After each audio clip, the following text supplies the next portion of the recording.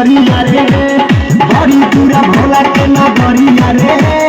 जाए के बाबा के दुआरिया रे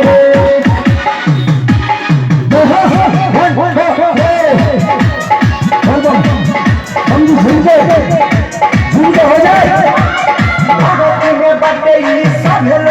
रंजीता जी के सिटिया गावे ले भूषण बाबा साहेले से बतिया कहे ले